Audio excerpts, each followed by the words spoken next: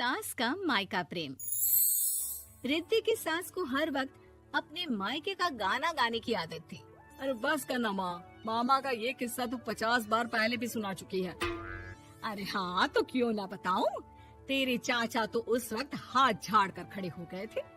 तब मामा ही था तेरा जो आगे आया और मदद की। देखो अब ठीक है ना, जो हो गया सो हो गया। क्यों एक बात को हमेशा गाती रहती हो।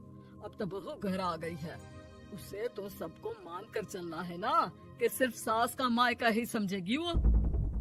तभी वहाँ रिद्धि आ जाती है। माँ, आज मैं घर जा सकती हूँ? माँ को मेरी बहुत याद आ रही है। शादी के बाद एक बार भी नहीं गई। हाँ तो कौन जाता है। अरे मेरी शादी के बाद जब मैं विदाई होकर आई, इतना बड़ा ससुराल मेरा, खाने वाले 10 लोग और बनाने वाली मैं सिर्फ एक। ऐसा लग रहा था जैसे सिर्फ खाना बनाने के लिए ही ब्याह किया है।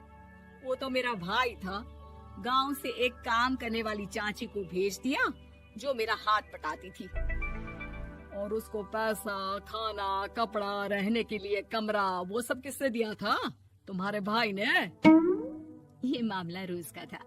ससुर भी जब गुस्सा होते तो वो सारी बात कह देते जो उनके मन में इतने समय से चल रही थी। मेरा भाई, भाभी, भतीजा, भतीजी सब छुड़वा दिया। मैंने जीवन भर सिर्फ तुम्हारे परिवार वालों से निभाया, लेकिन अब भी चैन नहीं है तुमको। बहू के सामने सास को लगा कि उसकी बेइज्जती हो रही है। अब सुन बहू, अपने कमरे में जा, कहीं नहीं जाना मायके वायके। घर का काम कौन करेगा? पड़ोसन। बहू समझ जाती है मामला गर्म चल रहा है। कमरे में जाने में ही भलाई है। कमरे में क्या है? तुम्हारी माँ हर वक्त चिक चिक चिक चिक करती रहती है। कल ताई मिली थी तुम्हारी मुझे, लेकिन मजाल है सासू माँ की उन्होंने एक बुराई की हो, लेकिन सासू माँ हाँ, जब देखो तब ससुराल के लोगों की बुराई करती रहती है। बेचारे पापा जी कितना मिस करते हैं अपने घर वालों को। मेरा तो बड़ा मन करता है कि ताऊ जी, चाचा जी और सब मिलकर रहे, ना साथ रहे लेकिन आना जाना तो ठीक से रखे। हिंदुस्तान और पाकिस्तान एक हो सकता है, लेकिन चाचा और ताऊ के परिवार के साथ हम लोगों का मिलन ना जी ना, कभी नहीं हो सकता। ये बात है। देखिए मेरे साथ ना ज्यादा चैलेंज मत करिएगा।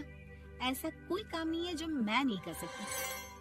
ससुर जी जो कि बहू की बात सुन रहे थे सामने आ जाते हैं।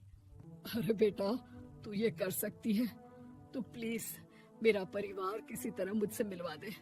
सारी जवानी तो मैंने किसी तरह काट ली, लेकिन जीवन के इस पड़ाव पर बहुत याद आती है मेरे परिवार की। हाँ हाँ पिताजी, आप चिंता मत करिए, बस मेरा साथ देते रहिए आप दोनों। फिर देखिए कैसे माँ जी भी ठीक हो जाएंगी और पूरा परिवार भी एक हो जाएगा।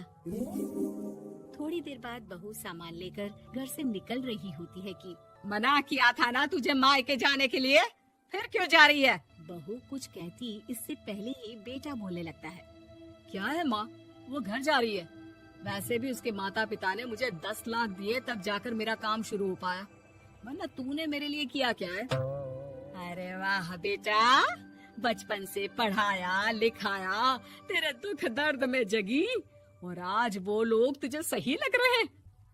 और फिर ससुराल में लड़की खुश रहे, ये तो मायके वालों की जीवन भर की जिम्मेदारी रहती है। तो ये तुमको भी तो सोचना था ना। ताऊ जी ने पापा को पढ़ाया लिखाया, जब तुम नहीं आई थी तो पापा के लिए ताई जी ने पापा की माँ की तरह देखभाल की। अब बोलिए। अरे तू कुछ नहीं जानता बेटा, तेरे पापा को सब पता है, तभी वो उन लोगों से वास्ता नहीं रखते।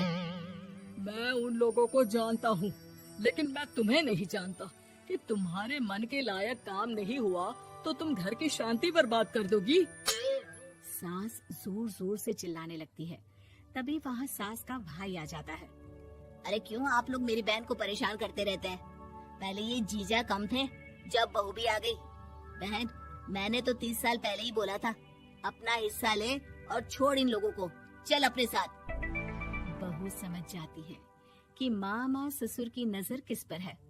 देखा, तुम लोग मुझे अकेला मत समझना, मेरा भाई खड़ा है आज भी मेरे लिए। बहू मायके जाती है और आते वक्त साथ में एक नौकरानी ले आती है। अरे बहू, कुछ खाने को दे दे। अरे आंटी, क्यों भाभी को परेशान करती रहती हो? उनके भाई ने मुझे जिम्मेदारी दी है। किसी भी चीज की परेशानी नहीं होनी चाहिए भाभी को। जो चाहिए मुझे बोलने का। आय हाय, बहू के मायके वालों का इतना दखल। ये मेरा घर है, कोई कल का आए इसे पूरा कैप्चर कर ले, ये बर्दाश्त नहीं होगा मुझसे। क्या हो गया सासू माँ? क्यों सुबह सुबह चिल्ला रही हैं? चमेली, ओ चमेली, क्या कहा था मेरे भाई ने तुझे? अरे दीदी बहुत तेज है आपकी सासू माँ। मैंने तो बोला कुछ चाहिए तो मांग लो मुझसे। अरे निकल यहाँ से, घर को रेलवे स्टेशन बना रखा है, जो देखो वो घुमा जा रहा है यहाँ से वहाँ। ये कहीं नहीं जाएगी। ये जाएगी तो घर का काम कौन करेगा? मैं। हाँ, और क्या करती है बहुएं?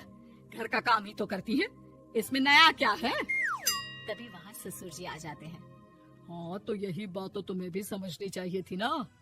आज बहू के मायके से नौकर आ गया तो तुम्हें बुरा लग रहा है?